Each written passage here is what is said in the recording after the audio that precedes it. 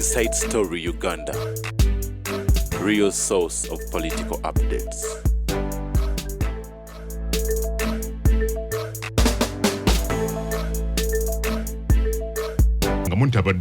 I was watching two people.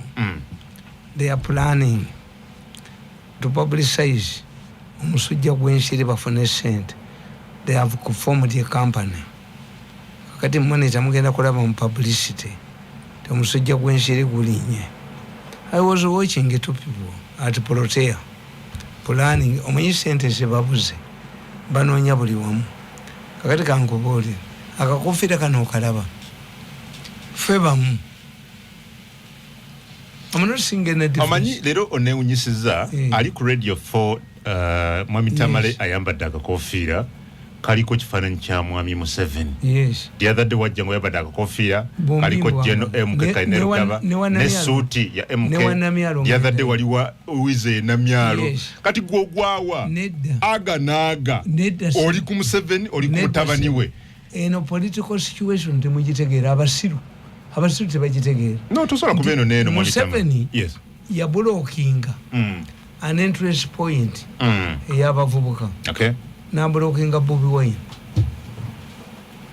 Nateekawo mutabani we who appeals to the youth. Nababulira there is no quarrel with Museveni and his son. Msirwana na Museveni mumanya kuba nakujjawo naye nawagira mukozi. Kaakati ate nateekawo Namyalo yazibikira National Task Force. Why? Museveni tasobola kudya National Task Force nagiwa myaka 5. Tupulayo myaka eki. Namyalo akolera sente ntono. Oyinza okuyita kaliyuki oba bandi. Bano singa yakwata abenali nseko bali sose musaba motoka. Abo yabafiisa. Kubanga si Task Force. No, it's not an event. Okay. This is a process. Namyalo is handling a process. Up to 2020. Museveni ayina emyaka gy'emeka. Esatu. Ffe tetuyina buzibu na Museveni. Nze Museveni mukoddomi we yankuba. Nalowooza mbu nja kufuuka embwa. Sisobola. Nali mumanyi nti ajja kugwa. Era mu bino mwali. Bagenze ne bawagira omuntu omulala e Bukedea. Proposing somebody's name kataliyo, but the word Bukedea. If I play this step, ate Museveni ajja kafa. Wali wanyi okudduka. Anti kokati okonye. No. Tebawulira. Kooli nedda bawulira. Ense kuwulira. Kyabazinga kana akakwatako bwali. Ate katuseeyo wa kyabazinga. Okay. So therefore, kati nze kankubulire. Ti Museveni is a strategist. Fe abamuhoza tetuwakanya muzeeyi. Fe tuli ba standby general. Bwezikirira bwetwakira ntukiyoolawo. No, because Namyalo agamba jajja tova ku main. Yes. Tegeza 2026 bamwagala kasigaleko. Namwe mugamba MK yaddako. Aha. Ngachi. Ngonavuddeko. Sikulya mu limene minister. Eno strategy empya togitegeera. Ono yadduse. Mujja waffe yadduse. Era kamba boli. Mujja waffe Namulabi. Yagenze wa professor. Namugamba nti gamba Mirundi. Nenze bannange ebyuma byange byanyamba. Mbwa ICT. Gwe. No, nyenyo omuntu. Nze nasoma ICT 1. Nasoma intelligence Romania. Nemu isi German. Chovola abantu bagenda. When you go to Bukedea, you were in Uganda. Era ebyuma bikukwata. Yagambye, master of ceremony is a stupid man. Put all of your phones ezibakwata. Amasimu. Mugajjeko ne bagateeka wali. Amasimu. He talked nonsense. In fact, that man is stupid. When you want currency, we have dollars. We have why? The commissioner in the Bank of Uganda is ours. Not to mulimo gwa munno. Waliwo ge bakubidde essimu n'agaana okukwata. Ng'era kino ki master of ceremony kikibikola. Okay. Kakati nkubuulira. Njaga tumaliriza tuveeyo. Yes. Tuddeyo mu parliament. Nti nkubuulira nkugamba ki. nti abantu bano basiru ne bambala amasuuti. I want to tell you, to reason tujikolera mu ggwanga.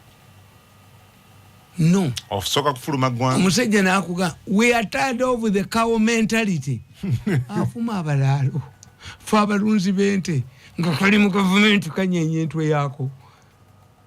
Abaganda bakugamba nti Sebageya Nnyonyi nga Namunyi ali ku ki? Ku nnyumba. Yabadde avuma abalaalo ye Mutoolo. Naye yabadde avuma abalaalo ng'ono taliiwo. Nannyini nshata ye tayagala muhoozi. Naye tayagala balaalo bafe mu Buyinza. Kano kikatamanyika n'akazunza olutwe. Nti when these two people, Juwe Mutoolo or a Munyarwanda who grew up in the refugee camp, this man is a part of government, married to the president's daughter. Byoyogera bimuluma. Kyobula nze mbagamba. Tyo ne bwetali badde misonga ye bakwata. Temwemanyi. To reason tebajogera n'abantu bukedeya. Noga nti you look there ate ngenda kabakubira. No. Okay. Somebody bragged yakubye yakuba kataka yakubani yayina omukazi agenda okubacha abazinga nenka ba ate Museveni akayina. Okay. Ayabale nnyo. Tokomye mu mitamale. Oyagala kolere ki? Mbadde njaga tuddeyo katono ku parliament. Let me tell you. Kubanga I told you. Oyogedde ngati Bobi Wine abakuba. Bobi Wine. But again. Let me tell you. There are 4 factors. Yes. 1. Ababaka ba parliament, aba opposition, n'aba government babadde omuntu ogwo. Nakuga nti waleeta kapa okulya emmese n'ozuuka ekiro nga zizina dance. Odduka buddusi. Yes. Ani yabaleeta mu parliament? Abalina ne babadde batuula. I want to tell you, Mpuuga n'Embidde baavuganya constituency emu. Did NRM sponsor candidates there? No. Ono omwana dota wange. Aladisi wegundi werakai yagula gomesi ye n'agiteekamu. Hajati oyamuzaala owe Masaka bamuteekako bali bamumye Musuguli gundi lwejja wano ono eyafe Tanzania Magufuli yajja okusayininga endagaano ne bamusuza mu hoteli omuli Yendongo ng'ekyalo disi kya Masaka kiri Kasese kibbi kiwalusimbi nekiteekawo amasasi kubanga ono omukazi Museveni amumanyi tebagenda pompa. I fought for Hajati. Magufuli ava ekiro ababuuza oba state host mu Masaka temuliimu hoteli ndala sokwe kuvayo n'agenda ewana. President nga yabuuza tango dui yali tamanyi nti mu Masaka temuliimu. They competed leader of opposition nani Mpuuga n'Embidde NRM teyateekawo mu tango dui n'Engalabi saba NRM babadde kyekimu n'aba opposition mu parliament. Mpuuga muntu waabwe yakulembera bwe baatuuka who paid them money. Njagala nkubuulire nayita omuwala w'e Butambala ne mugaga ogenda kugwa otafiire buli supposed okuwa bamuteekako billion 3 n'emukwano gwange ennyo mu kwezi yayina kugwa nga balina millions za $4 kitutu bamuwangudde mu kooti kitutu ojja kutambula ng'omulema. Yasiba omuvubuka bamuyita Yinginiya Lutwama namusiba mu kkomera. Yinginiya Lutwama kitutu Yinginiya Lutwama n'omutwala ewaffe ebwerufu 3 kati ono bamuyita erifu 2 ayanguyizaawo wafunye erifu 2 pickup yeefuula buuza kitutu mubuuze kitutu ajja kutambulira kwano ne mukakaali k'abalema yavanyuma bwe ya muganda wange Lutwama tugatta banyaffe kitutu omusango tegumusinze okuba akatambire ka kitutu yabba millions za $4 ntwala wali kakati ne baleeta ababaka mu parliament si ba Museveni nope yaabwe but when Museveni calls them they don't go. Kakati today abaka ba parliament how do they affect themselves? 1 bategedde ndi Museveni akolesa mercenarism. When a leader or a political party humiliates those who have delivered committed and dedicated service to him or it, he uses mercenaries. Museveni fe yatugoba. I hear Museveni is organizing until when? Do you know when I will die? Why don't you now? Nzamula was sibamanyi nti mumanyi nti munzanyira ku bwongo. How long does it take Museveni to give me money? You know kuvelanga somulimba munimbe mwerimba mweka. Bakulima nti waliwe tu. Anti bamanyimba kwata. Mwa Museveni yakuteeka teeka. Museveni is making a package bwe yali yango bayajirowozaako. Mama nga yali amwerezayo kuddagala yusinka mwefulu. Whether Museveni is in power or not inagenda wa Muhoozi. Era nabagamba. Okay. Nti when Muhoozi appointed me, I felt like Lazarus who was in the grave and I heard the voice. When Muhoozi appointed me, he gave me political crowd. Taina sente zampa. No yoti this neyanjula mu bantu. Nti. I'm a leader of a region. No yisibu na bwichamani. Sina kausasira. Why did I have a master's degree? Museveni humiliates people. Ebe tabibala. Yeta bale bintu ebi. Okay. Kakati kyenkubulira kyenkugamba. Aba ina babade batendinga. Aba opposition te batendinga. Kyenkubulira kiri kimu. Nti kapeza nyanachi. Ne pussy. If it was a well organized party, this is when government would use the advantage. Okisa mama take amabi. Why is it that even the government MPs don't want Lwachi? Group eriaji. Group eriemu. Eriemu. Two, ekyokubiri kyebayina kiri bwekiti. Speaker and the deputy speaker are using different approaches. The deputy speaker is tough. Oli ayogera nabo. Deputy. Who is tougher kubombi? Anti onagamba tubagoba mbukiiko ne bavaamu. What the speaker has failed to understand. Yali mukwano gwange nnyo. Ngale waga ino nadduka. Nze kasodduka nga nkuta. Kasodduka kubanze na brain yange. Teri muntu yali azze wange ne mubalira n'agwa. Ne Museveni teyagwanga.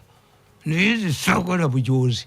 Kasaba kutwala nga bakutwala nabanja bakutwala ne bamutwala. Tayebwa yali agandi. Anti kyenkubulya kiri kimu. Bogerezeganye nabo. Let me tell you. Ngoyogera nabo otya.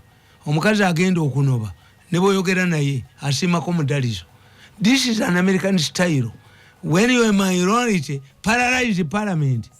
Because these people, what has made them not to transact business? They empty benches. Unaba kubya bukodi bwa America. Todira government kujija mu scandal. Okujja kongo inaba keza abalinga Mirundi. How many people do you have? Abami singa. Let us go to court. Bawe milioni bisatu laba bakomawo. Okay, anti-cut now ekiriwo olunaku lwenca ntegedde konti caucus opposition egenda kutula ku saa 6 but also ne government ku saa 8 nayo aba opposition ne banakkiriza era tubasubira ku saa 8 family members babano kubanze nkimanya yino what is happening bano kye babazanya tusubira government okuleta comprehensive report anti kyenkubulira because bano gye badimandinga it would be from the Human Rights Commission, not anybody. Museveni ministers are timid. Teri ayogera nti nze authoritatively. I worked for Museveni for 14 years. Yangobanga mubi wankoko. Yangobanga sawa musambu nangoba. But for me I used to stand up. Fono bamuwachi.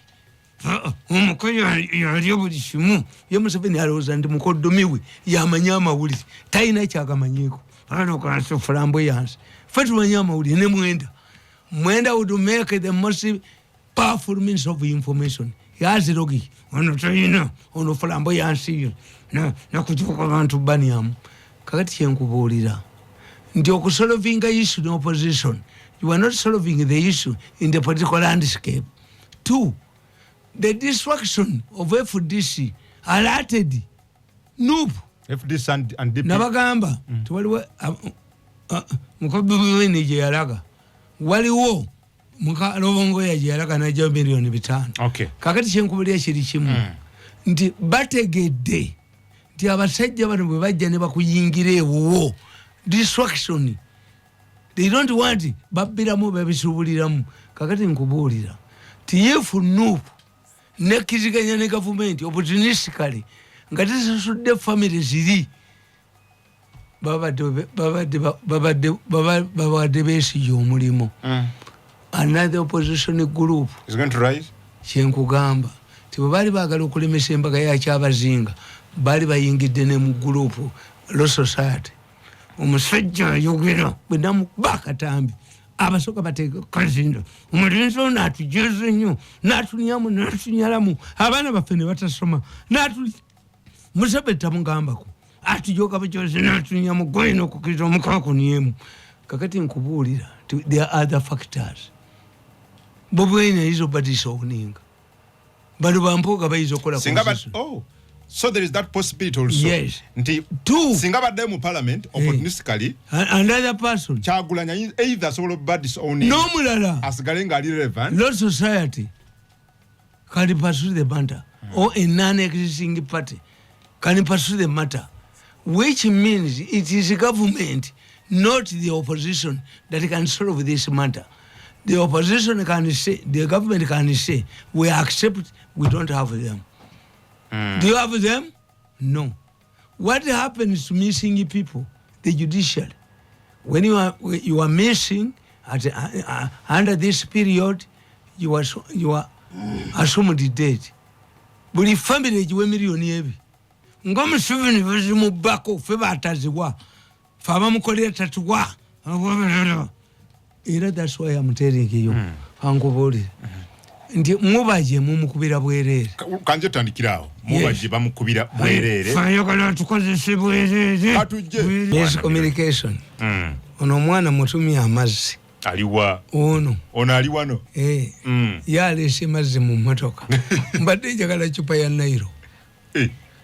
Obadde njagala Nairo naleta mazzi. Anti ntikimpita amazzi. N'amazzi gabeera mu nganywa. Nenze bwe mpumula mu Nairo. Abankuterenga wano Nairo buli lunaku. Anti nebalange. Nabaze chupa enkubi ezi. Kuganze ndo bagamba omusajja agamba. Ne Nairo temutangana. Bawandika mu mawulire. Mbuka siri gwanga ne Mirundi nga wabasibidde mu factory ya Nairo. Omu yafa n'aleka wote. Gwana petu gunywa. Naye gwe ne Nairo mutambudde. Kuva dda wangamba gwe onywe kika ky'omwenge kimu kyokka Nairo special. Empologome sinisa amanyo. Wakamba zewe chupa 10. Nizi bayina kibampa. Abanayo. Tebayina kye bakuwa. Balange. Njaba noonyako. Mubanoonye. Balange. Niyo yagala Nairo mwami Tamale. Gwenywa. Otule chupa 10 ewakanoga. Zonna zigenze munze. Omanyi nti abaana bange bakola ssente. Abaana bange bamumudde. Batunda omwenge. Nzokuka n'ekiro. Anti nze mpandiika ebitabo n'ekiro. Ne banguza ate bagunguza 15. Sikugula ogwa bulijjo. Awomerwa Nairo mwami Tamale. Empologome sindisa amanyo. Nerero wewaddemu ka Nairo lero. Anti mugambye ndizira amazzi. Bali abasigadde bambuka tekima tayagala mazzi. Ayagala kuongeza jia. Kale abanairo jabba noonyako. Ate Nairo. Bakuwenga. Balabye ko nga ntamidde. Nga ntomedde. Omwenge tugwonoona mugagga. Omwenge gwonoona mwava gujwa nkubeja. Nenze n'ekiro nzookuka. Firiji ejjudde mwenge. Abaana bange bagunguza ekiro. Nemba konkona. Nairo. Njabba noonyako. Lwalero mbaze ecupa 10. Mbagaye buli wonajja wano. Creative era wano mu studio nero akwata sobola jinywa n'ogimalamu nze kankubuulire mbulira nga tukuba empaka ne bajjo nga muga nti nywe kuleti 5 atoso nanywa 3 nadduka eza nayo nze ngunywa nabayita abagunywa neko manyi omuntu ali tulini wanu boza bajjo nazinywa ate n'ekigala inabye wayita ebyebamu nabayita abewaffe ne bajja ne bagunywako gwonna bwalabeko nga ntamidde ganzo bwalabeko nga nze ndi luseke era gondi mbukubidde essimu Kasuku sizekale nga tompise nange ndi luseke waliwo Kasuku akoze ekivvulu lero nange ndi luseke wadde yagala ogenda oyiwemu nkugamba buyita mbuyisi musoka jena gujwako nemwe mumanyi akubeba n'abaana be abaana babese asinga okujoza omukomo bene muteka kutekana kana kazunzo balu Kale ku 103 tonyeza Usa Radio 4 ensonso nze Adam kungu program gwensonga kwetuli njagala kuwa ku bantu kati mwami Tamale kubanga bulina ko bantu bagamba toba wabudde kano kalaba baga mwami Tamale sokoleke tatu wabudde kano kalaba kaliko ki kano kasidi kono kungulu kaliko ki ndaba ke bigambo ebiriko bukedeya ha kano ukaleba kano kandekere bajja kutta kano kangenagishi katwale kana abamuliriza katambi akabadde Tamala akatutte sikalina kano kankamazi kano kankenagishi kano kangenjaka kano kango omutumbi gwembwa kano kankamazi kano koleba kano kankamazi ulira ndi kubulya bukanuka bukedeya batudde mu meeting okuba muhozi ebyuma ne bibanywa kati tebereza mfuna simu emu babuuza ngoddamu omusajja n'aleka gwayina ko Oluganda ate oli banange abantu bayina emikisa kimaso obuseremoni kyadde kisiru kyakubidde omuntu essimu mbuka ababuuzeeko n'agaana ekitegeeza mulimba kano okaleeba kanuka akebukedeya kano kankenagishi kano kangenjaka kano kango omutumbwe gwembwa kano kango omulambwe bwoba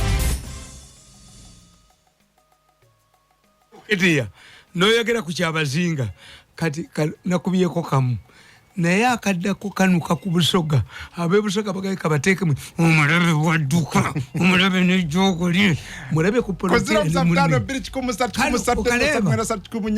nkaleba kaliko nkakuwe agenda okabulirizeemu kanuka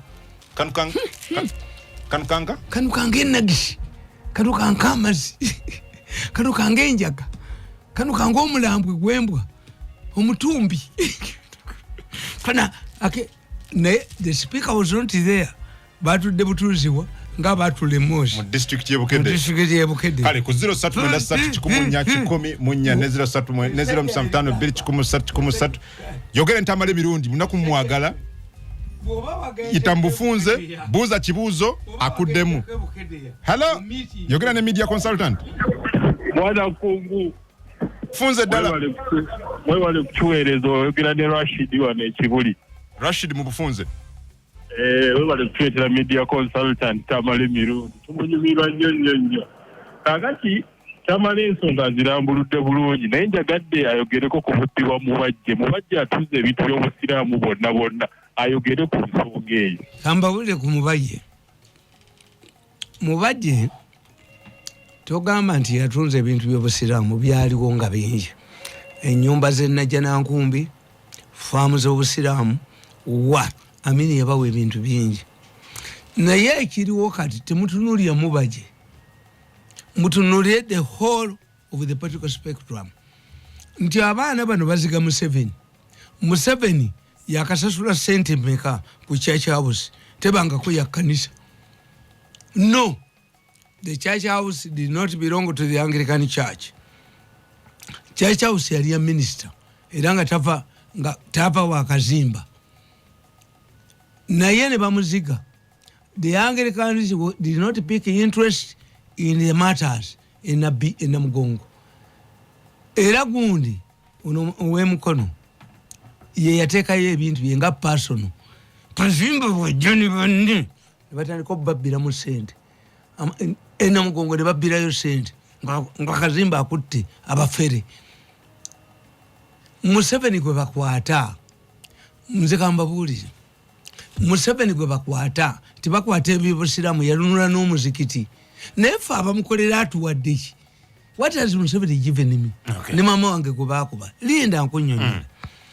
One day twali mu State House mubajje najja n'agamba Museveni temanyi lwaki ab'ekibuli bankuba kuba tewali tteeka lingana kwogera byama bajje baliteekewo nti bw'ova mu State House oyogera byama they should have a law but I'm feeling now I make a reference navaayo dda mubajje yajja ne basajja balaba nga ayambadde ebyeddiini byennyini n'agamba Museveni tuwakwata $3 billion ez'obusiraamu netukunoonyeza akalulu naye bannaffe ab'ekibuli batuli bubi sente bazaagala.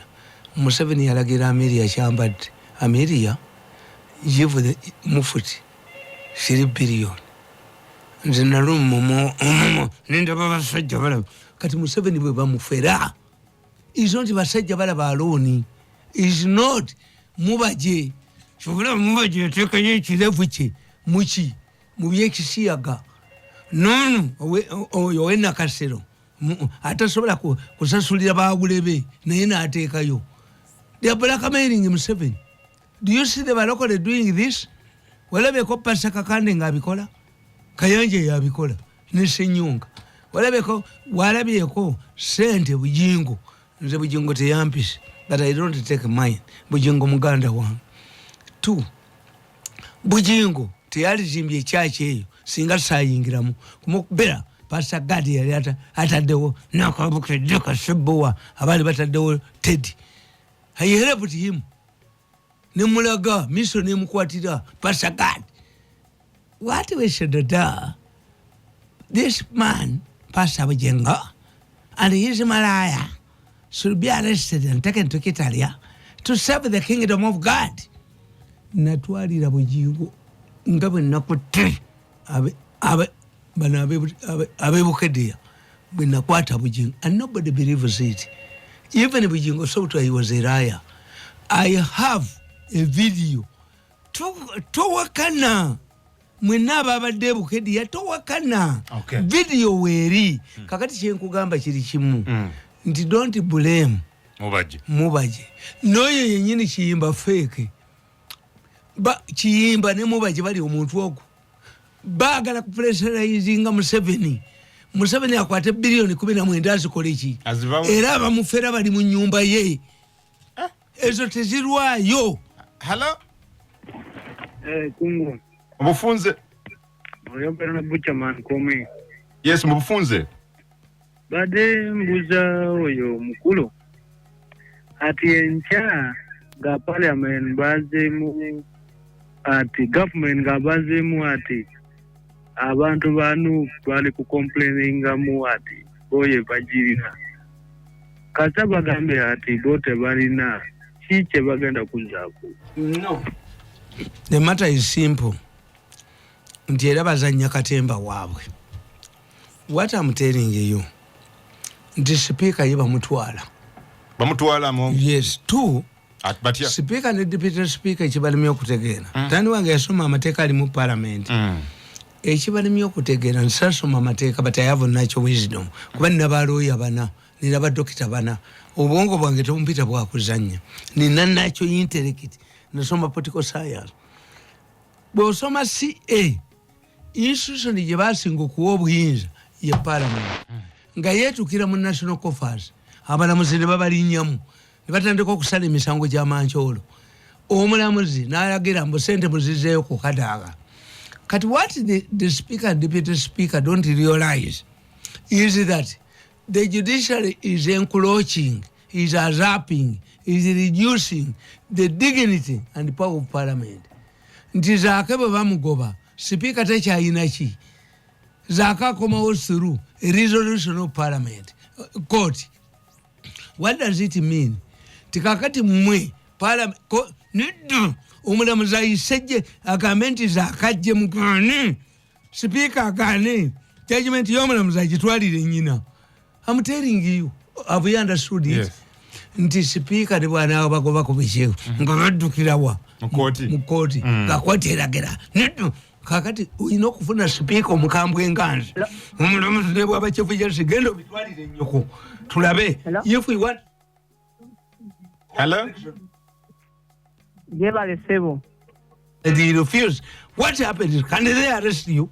Hello Hello amanya gone josinzide nsinzidde mu kijunju bwa town council sebo niyo obuyogera kuni mwami Tamale. Hello mukulu Tamale yogera boza tuulide. Hello boza tuulide ekibuuzo kyo sebo. Ekibuuzo kyembuuza mukulu Tamale ayogedde ku bibiina bya nuupu kati bano abaami abeekalakasa nze njagala okutegeera bo beekalakaasa kufunamu ssente oba balwanirira muna Uganda. Nkugambye it is an American strategy. Obwami obutono bulwanira musanja amajja amatono. The minority has defeated the majority. How comes that when you have the majority you cannot transact business? Why? Atenga muri banji. Abatono. Ndifu abateka parliament ku stand still. Tuina amagezi. Kasobera n'omukazi wo ng'alira diko. Kati fa batasobola kubozira mmere ye. Enzungu n'enganda. Kada mutulire? Bisoko de mutulire. Bwoba n'omukyala ngachi? Nga ali stubborn. Ate ffe tubakuba bankube bukedde nti Mirundi yakubye mukazi we. Ozira ki? Nzira mmere enzungu n'enganda. Ekawa bere mmere enzungu n'enganda. Nenzira mu ntebe yange netebaka. Nenkwata laptop yange nenzira ku dining table nenkuba. Nengenda mu library yange. Yayita senga. Ani abalumwa? Bwezine enjala kubwe. Asooka n'alya omuziza azimba twe. Neka sozira n'enzungu. Kati bano Lindako. Yes. Lindako. Osoka nozira emmere nganda. Ne mmere enzungu nozira. Ne enzungu nogizira. Nategeera nti ono omusajja alina gy'akola ki. N'olumyani. Omukazi atereera. Tuyina kye tuyita mu political science tukiyita imperialism. Imperialism kitegeeza ti omuntu akwata obwongo bwo n'olowooza nti buli kyakola kyekituufu. Kakati today opposition yefuga parliament because these people fear to transact business without the opposition. Ti omwana bw'amanyira ddole nebula teyebaka kuweza gwanga yenzo omusajja atunda amayoni agakyasinza okuwuma mu ntebe yonna Senkubuga Ejjuma munnange omusajja oyo mulamusizza nnyo Tamale Mirundi wanga mwagala nnyo ebigambo ebyayogera binyumira nnyo yobula nga mukubye kasimu mubuuzeeko mwebale kuweereza ggwanga ne Senkubuga Ejjuma omutunzi w'amayuni amafumbi. Senkubuga alina okukola ye yabayamba amayuni omwana atalinamera mannyo n'alya ku mayuni amabisi tegamera kyobula bagabafumbira nabona obutula bwakakayira obumanyi obutula obutini bwe butyo bukawo embumanyi n'obujakako waggulu wano omwana omulenzi n'abuyitamu batula enfu amala genda wakojja Kimbowa. Kati I'm living on expensive drugs. Eddagala lyampeddeko nentuma omwana wange Kenya ne bamugamba nti balyongeza ebbeeyi. He has to come back oba muweereze sente. I rang several people. But what amazed me, the programs of Zina mine, no Ugandan has responded, including my best friends. He's an Indian. He's a Ugandan of Indian extraction who has contributed a part, a half. It's a puzzle. Kubanga nze toyinza kuŋŋamba nti ompa 1.7 toyina medical care eri luddawa bagibala ku zino. Toyina insurance? Kubanga siina. No. And insurance oyinza n'okugendayo neyegaana. Kubanga you cannot insure, a blind man cannot insure his eyes. Nze ebyenda byange bampa obutwa 5 times. Tolaba emimwa gyange I'm surviving on Chaco. Nywa tampeko ya Chaco every day. Chaco neutralizes poison. Era nagenda kuwakakana omusajja kawakakana hospital Nairobi. Are you an ordinary person? You were supposed to die in 3 years. We're approaching 5. Sagala bakuyambe batya? Bakusondere ku nsimbi? Sagala bava ate. One of my family members, yali kihandling single-handedly. He is out of the country. Anti kati yagala bakuyambe. Because bakuwulira wano. Fe waffe ku kyalo. Omusajja yalina mukwano gwe gwa trusting ennyo. N'agamba kamutesting. Natta embuzi. Ne yeesiga omusaayi gwayo. N'agenda ewa mukono gwe n'amugamba nti omanyi I've committed a murder.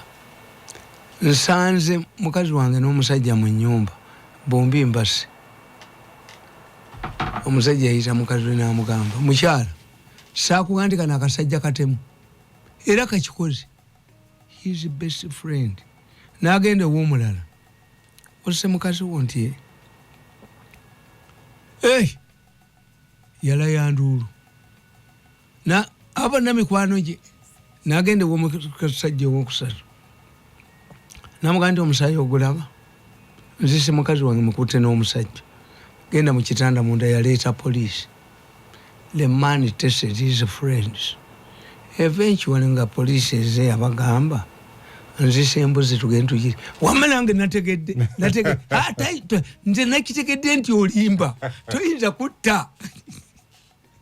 Yali amaze okutegeera ekika kya mikwano gyali. Ne mwena aleemu edda nga tuli mu nseko twalina kye twaga testing an enemy. How to test an enemy? Muprovokinga n'agenda nange mbaprovokinga naye nga sigenda kufa. Mbaprovokinga mune mbalaba kwekasinga mbadde ngenda kufa bansabira kufa. Kyobala nze sisobola kusaba State House sente nti ndi mulwadde abaagala nfe. Who poisoned me 5 times? Who poisoned you? Mu State House.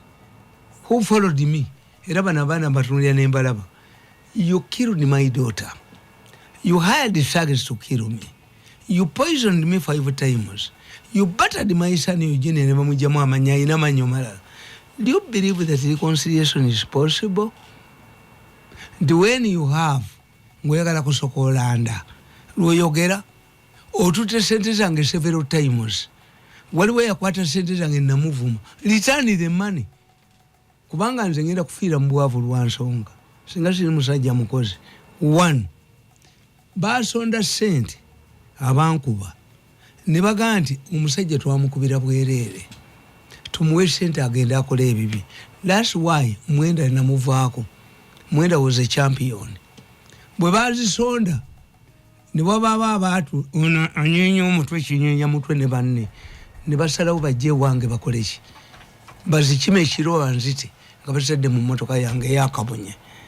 Kakati nze ebyange ne bindaga ng'emmotoka njeru erimu sente naye ng'amazzi amakyafu gagikuba gakizaayo ne mbakubira esimu nti abaaga sente temukola ki ekiro mu kafyu naye nga maze okutegeera nti gurupu emukubanze gurupu zonna nzimonitalinga ku byuma byange. Kakati today omusajja atwala sente zange za mirundi ena eziki mirundi let me use his money kati ali mu fix ayagala kusokolanda. No yatwala sente sell your properties and give me. Why? Bali tebagenda kukubasasula mwaba humiliatinga basonda sente bazimpi nagenda nazonga anigina kati ate yali mu fix. Era nze mbabulira ne mbagamba nti ekyazze mabeere Muganda says ekyazze mabeere n'omugumba gakola ki? You cannot sue God that because I'm a woman and he gave me breasts whom am I breastfeeding? Omugumba tawabira Katonda amabeere fashion sikuyonsa. Amabeere is a God design. Sikyatteeka nti bwebana kuyonsa. Abaganda bakuga nti ekinaakulya ogoba kijja. An animal that is going to borrow you, whenever you chase it, it comes back. Abatudde ebukedeya okuba mukozi njagala obabuulira muhozi ziriyo. Okay. Muhozi the next president of Uganda. Muhozi. Yes. Instead of proposing kubanga mwemulonda mutya mu absentia mwagera omuntu gwe mutamanyi nolaba omusajja ne galubindize ng'agenda okusapootinga omuntu gw'atamanyi. Yes, ambabuulize ate Museveni tatuyambye kubanga bano abalwanagana ba family ye, but it tells you how deep the differences are. Okay. The somebody drives to Bukedea twanamanyi ne muhozi. And is arguing omusajja n'akugamba tukoye n'abalaalo naye ng'alina yasinza obbafunamu. Tukoye n'abalaalo tukoye ne cow mentality naye nze Museveni namukola kyatampayo kantu nakamu. Museveni namukola ki? Nze alwala ne ngende Nairobi nensaba n'aba muli ku Musegere ssente ne bazinnya baagala nfe kati baagala nfe naye sijja kufa